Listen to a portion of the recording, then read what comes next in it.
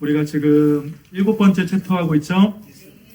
페이지로는 105페이지고, 우리가 저번 시간에는 하나님 나라의 새로운 백성인 교회를 말씀드리면서 뭐라고 말씀드렸습니까? 백성인데, 구약에서는 백성이 이스라엘이라면 신약에서는 백성이 누구라고요? 교회가 새로운 백성임을 말씀드렸죠. 기억납니까? 네. 총 4가지를 말씀드렸습니다. 세 사람, 한 몸, 하나님의 동일한 시민, 네 번째는 하나님의 권소, 그것이 교회를 가장 잘 표현해주는 그런 설명이라고 할 수가 있겠습니다. 그럼 오늘은 그 중에서 몸으로 그렇게 비유해서 말하는 것을 하고 있는데 110페이지 한번 보도록 하겠습니다. 110페이지. 제목이 뭐죠? 소제목 두 번째가 한 몸, 많은 교회. 한 몸. 우리는 한 몸이지만 뭐라고 이야기하는 겁니까? 많은 지체라고 이야기하고 있습니다. 지체가 무슨 뜻인지 알죠? 가지할 때, 구분할 때 지자, 한자는 지자가 구분치 그렇게 되겠고, 체는 몸체이죠. 그러니까 이렇게 저를 보면 이게 한 몸이지만 뭐 손가락, 발가락, 눈, 뭐 귀 그런 것들이 여러 가지 지체로 갈려졌다는 거죠. 근데 뭡니까? 이것들이 다 뭐해서 뭐가 된다고요? 한 몸이라고 이야기를 하는 것이죠. 한 몸이지만 많은 지체인 교회라고 이야기하면서 머리는 예수 그리스도이시고 우리가 주님께 그 머리로부터 모든 것을 공급받고 그로 인하여서 살아가는 지체라고 이야기를 하고 있습니다. 이가 아프면 전부가 아픈 게 뭡니까? 한 몸입니다. 한 몸. 이게 교회에서 정말로 중요해요.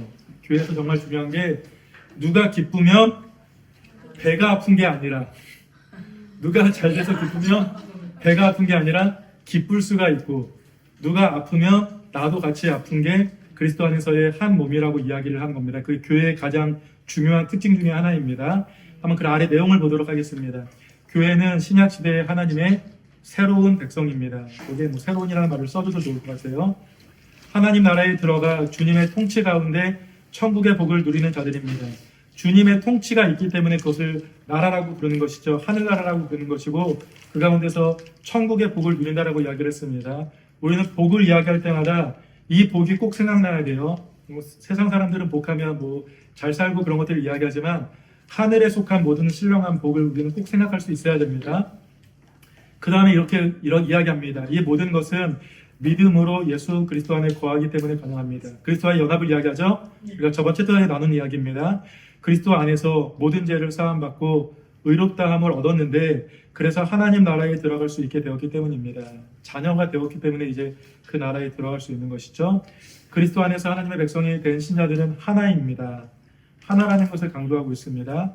즉 새로운 존재이면서 모두가 동일한 특권, 천국의 특권을 지닌 시민이면서 한 가족이고 한 몸입니다. 이 중에서 성경에서 가장 많이 언급되는 것은 한 몸으로서의 교회입니다. 알겠죠? 교회를 강조할 때 제일 많이 강조하는 게 몸입니다. 몸, 한 몸. 이것은 특히 교회가 어떻게 존재하며 그리스도의 충만을 누리는지를 잘 보여주는 비유이자 표상입니다. 한 몸이라고 말하는 이유가 뭡니까? 한 몸에 많은 지체가 있다고 할 때 이 말은 구체적으로 무엇을 의미합니까? 이것이 교회의 충만이나 거룩 혹은 사랑하는 삶과 무슨 연관이 있겠습니까? 라고 이야기하면서 로마서 12장과 그 옆 페이지에 오면 참고에 고린도전서 12장이 있죠? 로마서 12장과 고린도전서 12장은 다 뭐를 나타내고 있냐면 한 몸에 대해서 이야기를 하는데 한 몸을 무엇으로 그렇게 나타내 주냐면 은사를 통하여서 나타내 줍니다. 은사가 뭔지 아시죠? 우리가 은사를 그 헬라어로 카리스마라고 이야기하죠. 카리스마. 은혜를 카리스라고 이야기하고 은사를 카리스마라고 이야기하는데 그 은사가 무엇인지를 한번 생각해 보기를 원합니다. 그러니까요. 로마서 12장 3절부터 12절까지 한번 보도록 하겠습니다. 이렇게 이야기합니다. 내게 주신 은혜로 말미암아 너희 각 사람에게 말하노니 마땅히 생각할 그 이상의 생각을 품지 말고 주님께서 우리에게 생각하라고 이야기하시는데 근데 선을 넘지 말라고 이야기하시죠. 어느 정도까지의 생각만을 이야기하십니다. 그리고 오직 하나님께서 각 사람에게 나누어 주신 믿음의 분량대로 지혜롭게 생각하라. 믿음의 적고 많음이 있다라는 이야기죠.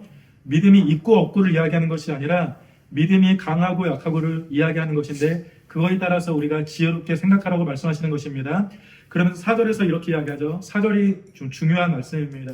우리가 한 몸에 많은 지체를 가졌으나 모든 지체가 같은 기능을 가진 것이 아니다라고 이야기를 하고 있죠. 근데 같은 기능을 가지지 않았지만 모두 중요합니까? 안 중요합니까? 중요합니다. 뭐 눈이 발가락한테 너 필요 없다고 이야기할 수 있습니까? 아니죠. 모두 중요합니다. 여기서 말하고자 하는 것은 이거예요. 같은 기능을 가진 것이 아니다. 그러니까 이거는 무엇입니까? 서로 차이점을 인정하되 서로의 다름을 인정하되 그것을 소중히 여길 수 있어야 된다는 것이죠. 5절에 보면 이렇게 이야기합니다. 이와 같이 우리 많은 사람이 그리스도 안에서 한 몸이 되어 서로 지체가 되었느니라. 그러니까 우리가 붙어 있다라는 이야기죠. 유기체입니다. 그러니까 똑 떨어지면 떨어지는 게 아니죠. 맞죠? 네. 귀 뗀다고 떨어집니까? 아니잖아요. 왜냐하면 이게 그 몸이란 게 유기적으로 붙어 있기 때문에 우리가 이거를 유기체라고 이야기를 하잖아요. 그런 의미를 좀 생각해 주시기 바랍니다.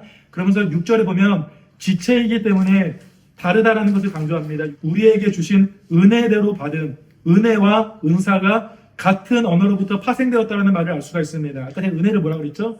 카리스라고 얘기했고 은사를 뭐라고 하면 카리스마라고 얘기했는데 은혜도 하나님께서 우리에게 주신 것이지만 은사도 하나님께서 우리에게 주신 것입니다. 알겠죠? 네. 그 은사랑 달란트랑 같은 말입니까? 다른 말입니까? 달란트 비슷하지만 다른 말입니다. 달란트는 우리가 그걸 뭐라고 이야기하죠? 재능이라고 이야기합니다. 재능. 은사는 무엇입니까? 은사는 선물이라고 이야기를 하고 있어요. 그리고 달란트라고 해서 꼭 그게 사용됩니까? 사용 안 됩니까? 사용 안 될 수도 있어요. 만약에 우리 한동 기사님이 노래를 아주 잘하세요. 근데 그게 달란트죠. 네. 근데 그거를 찬양대를 안 서요. 안 서세요. 그러면 그건 뭡니까? 달란트이긴 하지만 은사로 사용은 안 되는 거예요. 맞죠? 그 은사의 특징은 무엇이냐면 하나님께서 선물로 주셨는데 그것을 사용할 때에만 그 은사로서의 가치가 있는 겁니다. 알겠죠? 제가 여러 번 강조드렸지만 저는 가르침에 은사가 있습니까? 없습니까? 그게 제가 가르침에 은사가 있다는 말은 잘 가르치기 때문에 잘 가르친다는 건 재능이죠. 달란트의 영역입니다. 근데 은사의 영역은 무엇이냐면 하나님께서 나에게 가르치는 일을 하게 하셨고 그 가르침을 통하여서 유익을 끼친다면 그게 은사가 된다는 이야기입니다. 그래서 성경에서는 은사랑 달란트랑 다르다라고 이야기를 해요. 알겠죠? 네. 그러면서 이렇게 이야기하죠. 우리에게 주신 은혜대로 받은 은사가 각각 다르니 예언이면 믿음의 분수대로 예언도 은사라고 이야기하고 있습니다. 예언도 주시는 것입니다. 그리고 저는 7절이 많이 위로가 돼요. 왜냐하면 다른 것들은 잘 못하겠는데 섬기는 일도 잘 못하지만 섬기는 일도 은사라고 이야기하고 있습니다. 구분하지 않아요? 예언이 더 크다, 방언이 더 크다, 치유의 은사가 더 크다 그렇게 이야기하지 않고 모든 은사가 기능은 다르지만 다 동일한데 그것들이 다 가치 있게 사용되는데 섬김도 은사라고 이야기를 하는 것입니다. 이해되시죠? 그 다음에 또 그게 뭡니까? 가르치는 자면 가르치는 일로 위로하는 것도 은사. 감사하지 않습니까? 그 다음에 구제하는 자, 구제하는 마음도 은사라고 이야기하고 있습니다. 구제하는 자는 성실함으로 구제해야 된다는 것을 강조하시고 다스리는 것도 은사인데 다스림도 부지런함으로 다스리는 은사, 긍휼을 베품도 은사인데 긍휼도 즐거움으로 할 것이다라고 이야기하면서 이 모든 것들이 은사의 영역 가운데 있는 것이다라고 이야기를 하고 있습니다. 우리가 고린도전서에 오면 옆에 이제 근데 고린도전서랑 로마서는 약간 차이가 있어요. 고린도전서에서는 우리가 익히하는 은사, 방언, 예언, 뭐 고치는 것 그런 것들을 은사로 이야기하고 있는데 로마서에서는 좀 방향을 좀 달리하는 것 같아요. 섬기는 것도 은사다, 가르치는 것도 은사다, 그 다음에 다스리는 것도 은사다라고 이야기하면서 이 모든 것들이 다 은사의 영역 가운데 포함되어 있다는 것을 말하고 있습니다. 그 다음에 9절 한번 보겠습니다. 사랑에는 거짓이 없나니 여기 사랑의 동그라미 100번 동그라미. 왜 사랑의 동그라미 칠까요? 사랑이 없는 은사는 은사가 아니기 때문입니다. 알겠죠? 그러니까 모든 은사의 기본은 전제 조건은 뭐라고요? 사랑입니다. 찬양도 사랑 가운데, 가르침도 사랑 가운데, 섬김도 사랑 가운데. 그래서 사랑이 없는 은사는 가짜라고 고린도전서 13장에서 이야기를 하고 있는 겁니다. 내가 뭐 방언의 말을 해도 그것이 울리는 깽가리가 되고 그러면서 뭐라고 얘기할까? 사랑은 오래 참고 사랑은 온유하며. 고린도전서 12장과 13장에 보면 12장은 은사로 시작되는데 은사의 장이 뭘로 연결되냐면 13장 사랑의 장으로 연결됩니다. 로마서도 똑같은 패턴입니다. 9절에 보면 다시 사랑에는 거짓이 없나니까 모든 은사를 이야기하고 사랑을 이야기하고 있습니다.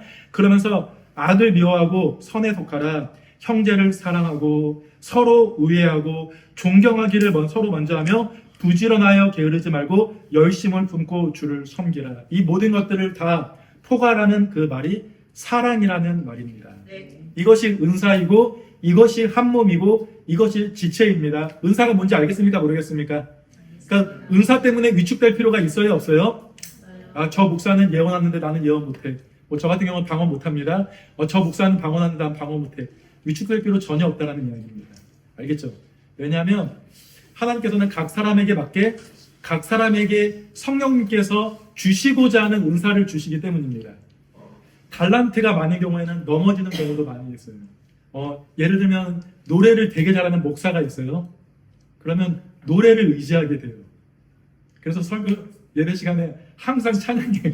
그러니까 말을 못하는 대신 설교 못하는 대신 잘하는 걸로 그냥. 근데 그게 훨씬 더 원래 그 찬양이라는 게 딱 임팩트가 더 크잖아요. 아, 저분 노래 진짜 잘하신다. 찬양 잘하신다. 그런 것들을 의지하게 돼요. 그래서 달란트가 어느 면에서는 좋은 것이기도 한데 자신을 무너뜨리게 하기 때문에 그래서 목사들 이야기할 때는 아무 재능도 없는 것이 은사이다라고 감사하다라고 이야기할 때도 있어요. 정말 감사하죠. 그렇습니다. 1번 문제부터 한번 보도록 하겠습니다. 성경은 교회 하나됨을 종종 한 몸이라는 비유로 묘사합니다. 몸에는 많은 지체가 있습니다. 이 한 몸 많은 지체로 비유로 교회를 설명해 보십시오. 교회를 어떻게 설명해 볼 수 있습니까? 교회처럼 이 사람 저 사람 모이는 곳이 없습니다. 맞죠? 뭐 지역을 나누면 안 되겠지만 전라도 사람 있죠. 경상도 사람 있죠. 민주당 있죠. 그 다음에 국민의힘 있죠. 그리고 또 뭐가 있죠? 남자가 있죠. 여자가 있죠. 어르신이 있죠. 아기가 있죠. 그렇죠. 교회처럼 다른 대부분의 동호회들은 다 어떻습니까? 다 마음이 많은 사람들끼리 모이잖아요. 뭐 당도 마찬가지로 맞는 그 정치관을 가진 사람들이 모이잖아요. 근데 교회는 어떻습니까? 다 다른 사람들이 모입니다. 다 다른 사람이 모여도 서로를 이해하고 그러면서 같이 걸어갈 수 있는 이유는 무엇입니까? 왜냐하면 바라보는 곳이 같기 때문이에요. 그리스도를 바라보는 그 관점이 같기 때문에 다른 것들을 이해하고 같이 걸어갈 수 있는 것이죠. 이것이 교회라고 볼 수가 있습니다. 교회를 뭐라고 설명하고 있죠? 한 몸이지만 많은 지체이고 그리고 각각이 다른 기능을 가지고 있지만 그 다른 기능이 모두 중요하다. 이렇게 이야기하기도 해요. 목사의 기능은 특별한 겁니까? 안 특별한 겁니까? 어떻게 생각하세요? 목사도 성도입니다. 알겠죠? 그러니까 우리 여기는 모두 다 성도예요. 다 성도인데 기능이 다른 거예요. 목사는 이 앞에서 말씀 전하는 기능을 담당하는 자이고, 맞죠?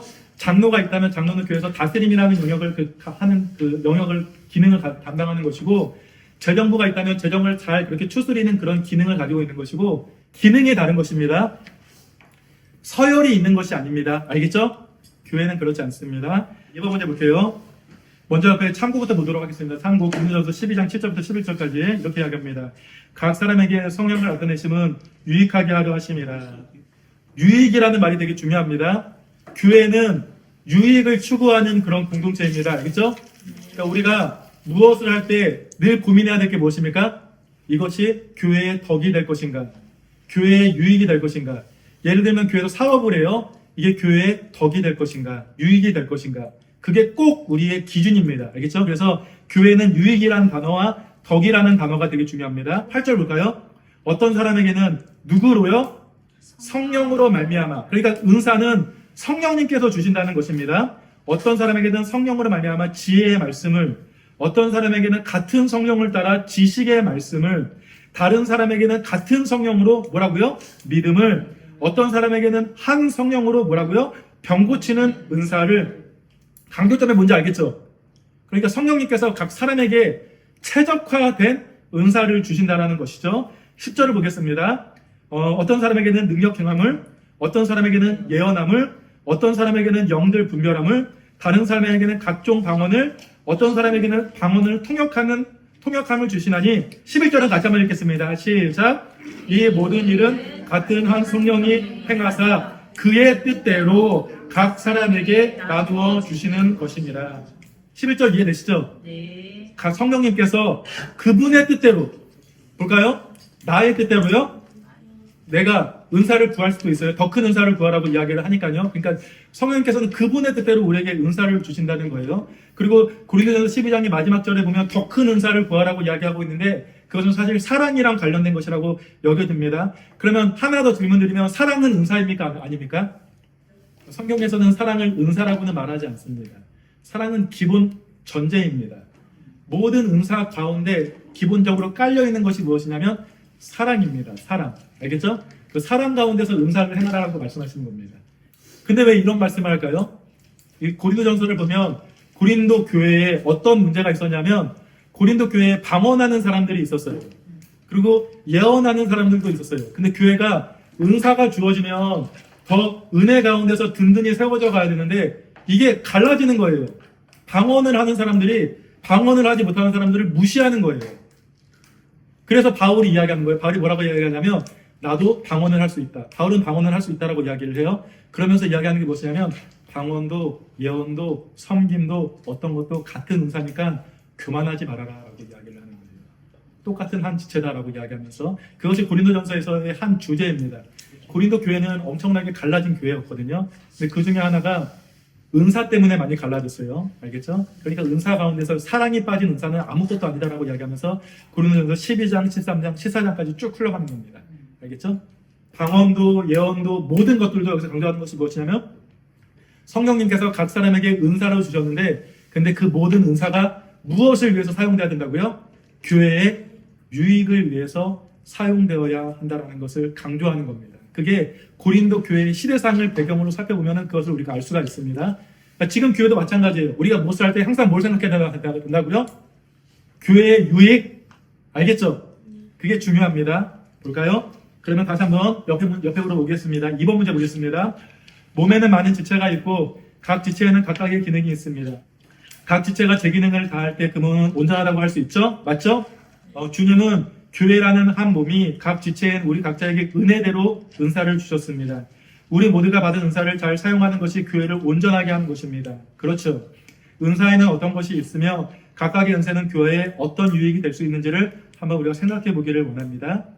한번 우리가 로마서랑 고린도전서 같이 생각하면 한번 은사에 뭐가 있는지 한번 말씀해 보시겠어요? 무슨 은사가 있죠? 예언, 섬김의 은사, 가르침의 은사, 위로하는 은사, 구제하는 은사, 부지런한 다스림, 즐거움의 국률, 그리고 그 옆에 보면 어떻게 있습니까? 지식, 지혜, 믿음, 병 고치는 은사, 능력 행함, 예언함, 또 영들을 분별하는 것, 각종 방언을 말하는 것, 방언들을 통역하는 것, 이것들이 각각의 그 기능이 있겠죠. 예를 들면 예언, 여기서 예언은 성경에서 예언은 미래를 말하는 것만을 예언이라고 말하지 않습니다. 성경에서 말하는 예언은 두 가지가 있는데 가장 큰 의미가 무엇인지 아십니까? 미래를 말하는 것을 예언이라고 말하기보다 그 앞서 있는 예언의 의미는 무엇이냐면 하나님의 말씀을 전하는 것을 예언이라고 합니다. 구약의 선지자들을 보면 미래의 일을 예언하기도 했지만 그 당시에 하나님의 말씀을 전하였기 때문에 그들을 예언자라고 부르는 겁니다.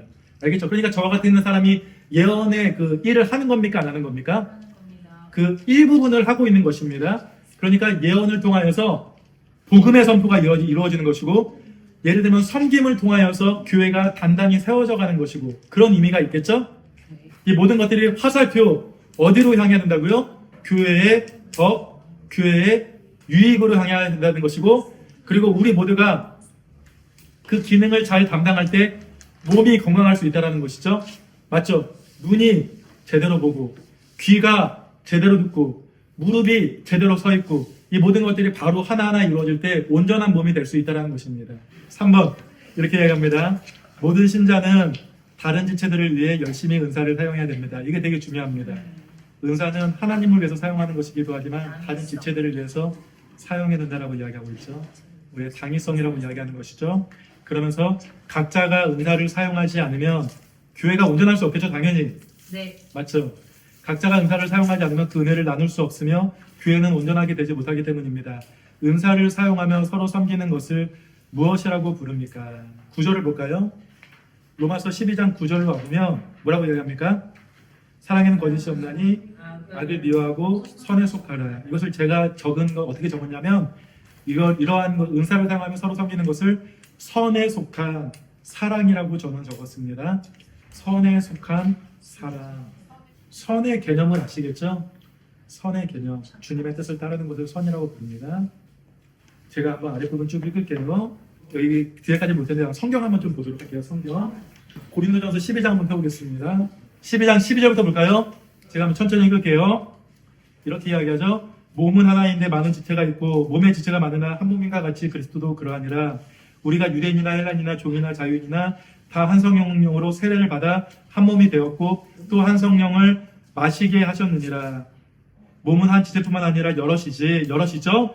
만일 발이 이르되 나는 손이 아니니 몸에 붙지 아니하였다 할지라도 이로써 몸에 붙지 아니하는 것 아니고 또 귀가 이르되 나는 눈이 아니니 몸에 붙지 아니하였다 할지라도 이로써 몸에 붙지 아니한 것이 아니고 만일 온몸이 눈이면 듣는 곳은 어디고 온몸이 듣는 곳이면 냄새 맡는 곳은 어디냐. 그러니까 눈도 필요하고 코도 필요하고 다 필요하다는 이야기입니다. 18절에 그러나 이제 하나님이 그 원하시는 대로 지체를 각각 몸에 두셨나니 이 말이 중요하죠. 누구의 원하시는 대로요?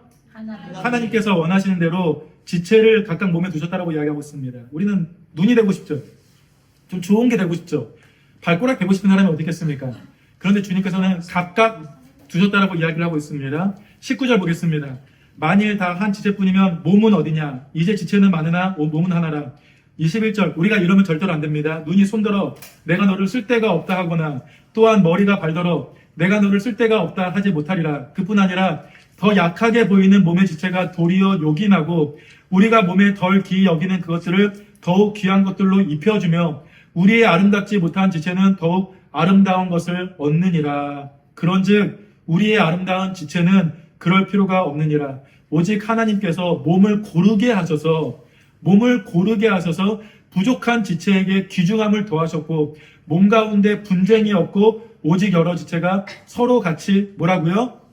돌보게 하셨다라고 이야기하고 있습니다. 26절 만일 한 지체가 고통받으면 준혁이가 아프면 모든 지체가 승리가 함께 고통을 받아야만 하고 한 지체가 영광을 얻으면 모든 지체가 함께 즐거워하느니라.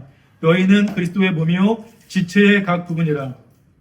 28절 하나님이 교회 중에 며칠 세우셨으니 첫째는 사도요 둘째는 선지자요 셋째는 교사요 그 다음은 능력을 행하는 자요 그 다음은 병 고치는 은사와 서로 돕는 것과 다스리는 것과 각종 방언을 말하는 것이라. 순서가 아닙니다. 뭐 서열을 이야기하는 것이 아닙니다. 누구 다 하나님께서 각각의 기능대로 그들에게 은사를 주셨다는 말입니다. 29절에 보면 다 사도이겠느냐, 다 선지자겠느냐, 다 교사겠느냐, 다 능력을 행하는 자겠느냐, 다 병 고치는 은사를 가진 자겠느냐, 다 방언을 말하는 자이겠느냐, 다 통역하는 자이겠느냐, 각각이 주어졌다는 이야기죠. 그러면서 31절에 이렇게 이야기합니다. 너희는 더 큰 은사를 사모하라. 더 큰 은사가 있다는 말입니까? 예언이 방언보다 크다는 이야기입니까? 방언이 가르침보다 크다는 이야기입니까? 아닙니다. 너희는 더 큰 은사를 사모하라. 내가 또한 이 가장 좋은 길을 너희에게 보이리라 라고 이야기하면서 13장 1절에 내가 사람의 방언과 천사의 말질을 할지라도 사랑이 없으면 소리나는 구리와 울리는 꽹과리가 되고. 그러니까 은사를 쭉 이야기하면서 마지막에 이야기하는 것이 무엇입니까? 사랑이 없으면 아무것도 아니다라고 이야기를 하는 것입니다. 이게 한 몸인 교회입니다. 112페이지로 오면 교회는 많은 지체들을 가진 한 몸입니다. 교회에 많은 사람들이 그리스도 안에서 한 몸이 되었고 각 사람들은 그 한 몸의 지체들입니다. 그리고 교회의 모든 사람들이 각각 서로 다른 기능과 역할을 잘 감당할 때 교회 전체가 온전한 몸으로 서게 됩니다. 기능을 잘 감당하지 못할 때 있습니까? 없습니까? 있어요. 상대방이 기능 담당하지 못할 때 있죠. 그럼 그때 어떻게 해야 됩니까? 손가락 다치면 어떻게 됩니까? 반창고 붙여줘야 되잖아요. 약 발라줘야 되잖아요. 그러니까 누군가가 아플 때 기능을 발휘하지 못할 때 그를 쪼는 것이 아니라 아프지 않도록 그를 권면하고 돌보는 것이 중요하다는 것이 먼저라는 사실을 기억할 수가 있죠. 그 다음 문장 이렇게 갑니다. 우리 몸에서 눈, 코, 입이나 손발 혹은 심장, 간, 위 등 모든 지체들이 각각 다른 기능을 하기에 온전한 몸을 이루는 것과 같은 원리입니다. 교회에 대한 이런 설명은 참으로 놀랍죠.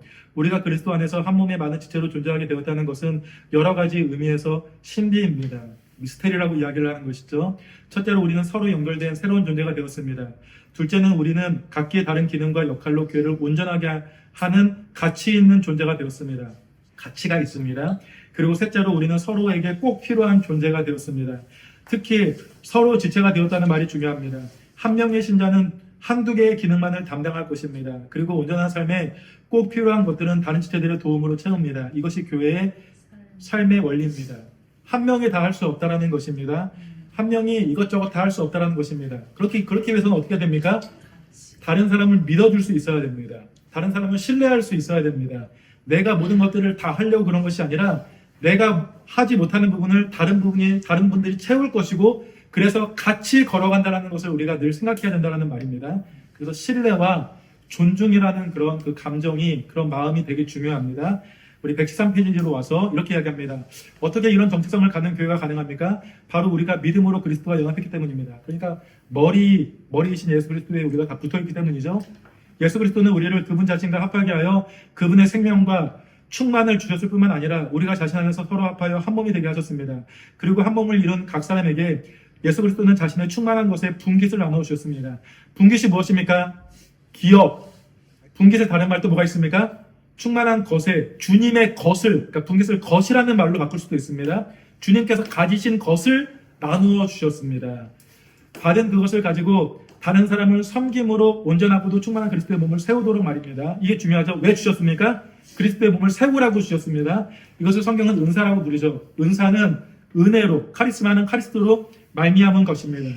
은사에는 어떤 것들이 있습니까? 로마서 12장에는 예언의 은사, 섬김, 가르침, 위로, 구제, 다스림, 국률 이런 은사들이 제시되고 있고 은사장으로 불리는 고린도전서 12장에는 지혜의 말씀, 지식의 말씀, 믿음, 병 고치는 은사, 능력 행함, 예언함, 영들 분별함, 각종의 방언을 말함, 방언을 통역함 등의 은사들이 나옵니다. 어떤 경우에는 직분들을 은사로 말하기도 합니다. 사도, 교사, 선생 뭐 그런 직분을 은사로 말을 하기도 하죠. 직분은 은사로부터 나오는 것이기 때문입니다. 아마도 교회에 주신 은사들은 이보다 더 많을 것입니다. 이 모든 은사들은 교회가 온전하게 서기 위해 꼭 필요한 것입니다. 몸이 온전하려면 각 지체들이 꼭 필요한 것만 같습니다. 만일 몸에 어느 한 지체라도 손상된다면 몸 전체가 얼마나 아픕니까? 교회의 머리이신 우리 주님은 교회가 자신의 충만함으로 충만하도록 자신의 모든 것을 은혜와 은사의 형태로 선물로 각 사람에게 나누어 주십니다. 교회가 주님의 모든 은사로 충만하여 천국의 복을 누리도록 하십니다. 그러면 우리는 어떻게 해야 됩니까? 우리가 그리스도 안에서 한 몸이라는 것을 믿고 인정해야 됩니다. 이게 중요합니다. 우리가 한 몸입니다. 그냥 우리가 한 몸이겠지. 그게 아닙니다. 뭡니까? 우리는 같이 붙어있고 같이 아프고 같이 즐거워하는 그런 공동체라는 말입니다. 인정해야 되고 이거를 고백할 수 있어야 됩니다.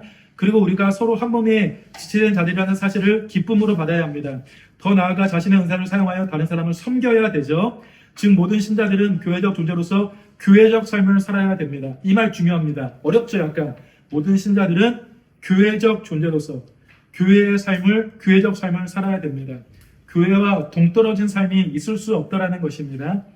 많이 이야기하죠. 교회 없고 나 혼자 잘 믿으면 된다고. 근데 성경은 그렇게 이야기하지 않습니다. 그 다음 문장. 한 지역교회에 속한 회원이 가진 모든 은사의 총합은 그리스도의 모든 것입니다. 그들 모두가 그 받은 은사를 사용하여 서로 섬기면 그것은 그리스도의 충만이 됩니다.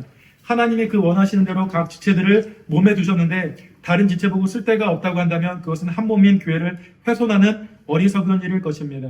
그러면서 이렇게 이야기합니다. 성경은 은사로 다른 지체를 섬기는 것을 사랑이라고 말을 합니다. 로마서 12장에서도 은사에 대해 설명한 다음 사랑의 원리와 특징과 방법에 대해서 설명하죠. 사랑에는 거짓이 없다라고 설명을 하죠.